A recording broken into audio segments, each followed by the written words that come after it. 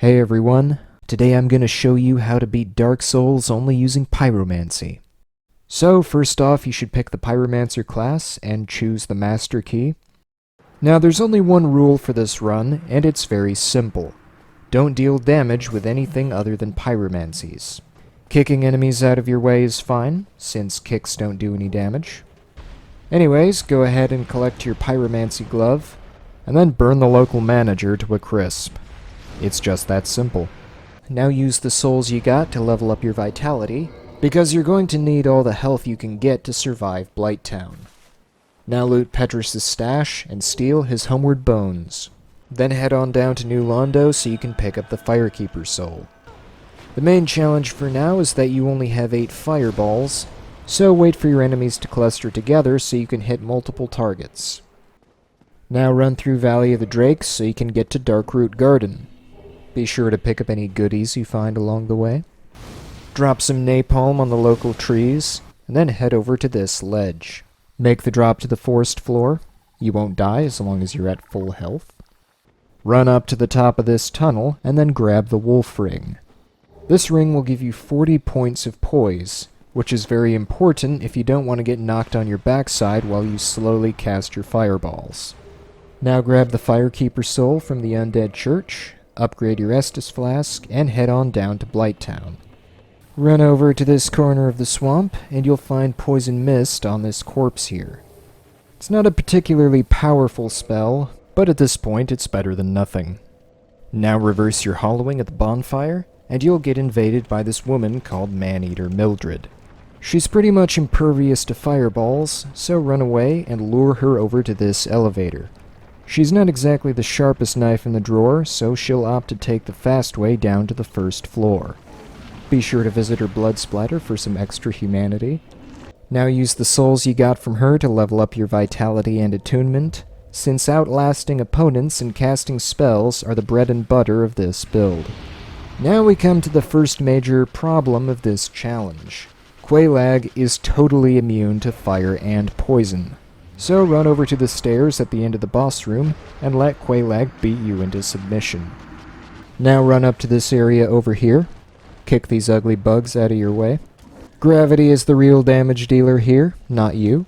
And come over here and smash these pots. Now slowly creep your way over to the edge until your camera flips out on you. Quickly back away from the ledge, and you'll be able to direct your character from a top-down perspective. Now the controls are a little wonky, a little tricky to use, but just imagine you're driving a remote control car and speed your way back over to Quelaag's lair. When you're traveling in top-down mode, you'll be able to pass through fog walls, and Quelaag won't attack you. Now you'll need to make your way over to the bell room. Normally it's pretty hard to get there since you can't see what you're doing, but since you've left a bloodstain on the stairs, it shouldn't be a problem for you at all. Head down the spiral staircase in the bell room, then quit the game and reload your save. Congratulations, you have successfully bypassed Quelaag, and you can now ring the second bell and join the Chaos Covenant. Whatever you do, don't sit at the bonfire unless you want to get stuck here for eternity. Just talk to Quelaag's sister. She'll give you a powerful fireball spell for free, which is very nice of her. Now crunch down all the soul items you have, and talk to Anyi to upgrade your Pyromancy glove as much as you can. Now just whip out one of the homeward bones you stole, and get the heck out of Blighttown before you die of methane poisoning or something. As you can see, Great Chaos Fireball will make short work of anything in the Undead Parish, and Poison Mist works pretty well against big groups of enemies. It's a terrible way to die, getting poisoned by someone else's breath, but that's just life in current year. Anyway, you can go ahead and rescue Lautrec if you want to. Then head back down and pick up the basement key so you can get to Lower Undeadburg. Toast these overgrown rodents. You can make a rat burger for the road while you're at it. Now buy the residence key and rescue Griggs. His services will come in handy later. Now make roast mutton out of Capra-Demon. His little garden of death is pretty dangerous, but just stay on your toes and you'll smoke him out. Now venture down into the depths and rescue Laurentius. Buy the really cheap pyromancies from him. The bigger spells really aren't worth the price and the more limited number of casts, and you need all the souls you can get to upgrade your glove. By this point you should be able to deep fry any boss you come across, so make some gargoyle tendies for Lautrec so his mom doesn't have to. Anyway, once you have 20,000 souls, you should buy the Bellowing Dragon Crest ring from Griggs. This ring will increase your firepower by roughly 20%, which is a big deal. Now go ahead and grab the Asylum key, and head back to the Asylum so you can pick up the Rusted Iron ring. This ring is going to make your life much easier whenever you have to wade through excessive amounts of water. Now make yourself some Hydra steak. Now you're probably going to want to boil it for around 10 to 15 minutes, and you can also throw on some lemon juice if you want that little bit of extra tang. You'll also want to remove any magical rings from the Hydra before eating it.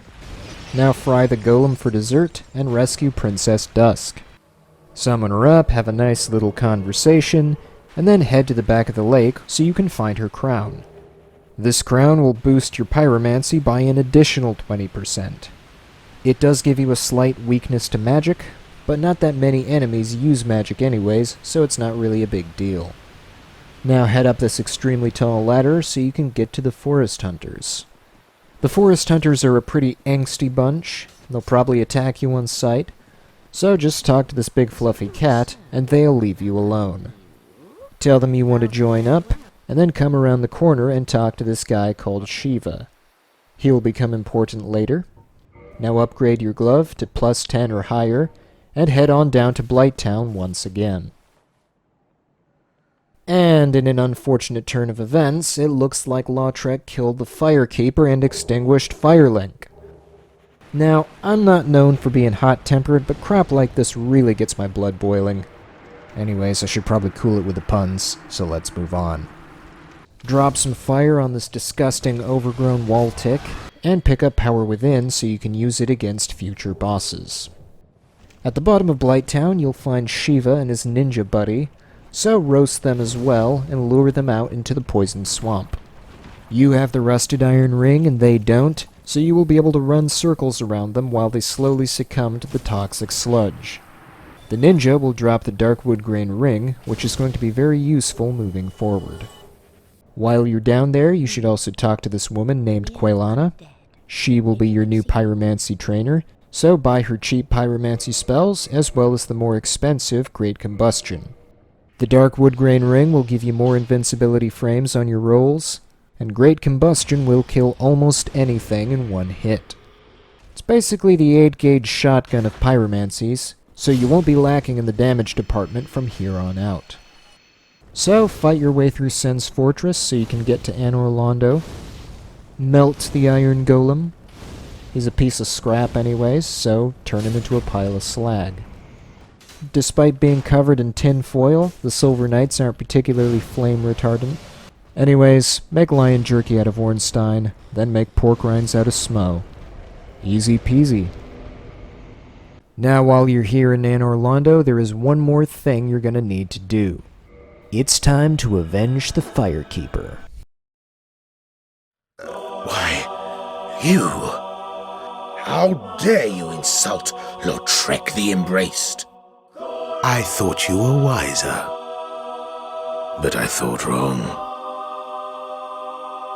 Your humanity is really slipping. 'Tis a terrible pity. Like a moth flittering towards a flame. You fellows, no? Don't you agree?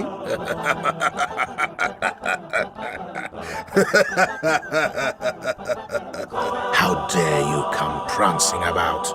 You will regret this. Well, what is it? Let's get it over with. May the goddess have mercy upon you. Curses!